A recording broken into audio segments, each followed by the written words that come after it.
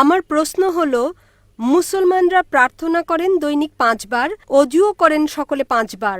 বিশ্বজুড়ে যেহেতু পানির সমস্যা, আমার মনে হয় মুসলমানগণ প্রচুর পানি অপচয় করেন এভাবে। যদি আমি আপনাকে বলি বোন, প্রতিদিন গোসল করেন? জি স্যার। প্রতিদিন গোসল করেন?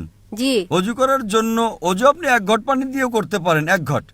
ঠিক আছে। গোসলে আপনার কয় লিটার পানি লাগে বোন? কখনো মাপিনি। একটা আনুমানিক 1 বালতি তো লাগেই। জি। 1 বালতি পানি মানে 20-25 লিটার। তো আমি আপনাকে বলবো যে এতে অনেক পানি অপচয় হয়। তাই আপনি বোন দৈনিক গোসল না করে শুধু মাসে 1 বার গোসল করবেন, মানবেন এটা? না। আপনি বলবেন ভাই আমাকে পরিষ্কার পরিচ্ছন্ন থাকতে হবে। আপনি যেমন প্রতিদিন পরিষ্কার থাকতে চান, তেমনি ভাবে আমরা মুসলিমরাও নামাজ পড়ার আগে আমরা চাই যে পবিত্র হয়ে উপস্থিত হই, তার সাথে আমরা গোসলও করি। আল্লাহ সুবহানাহু ওয়া তাআলার হুকুম সূরা মাইদা সূরা নম্বর 5 আয়াত নম্বর 6 যে তুমি নামাজ পড়ার আগে অ্যাবলিউশন করো, অজু করো।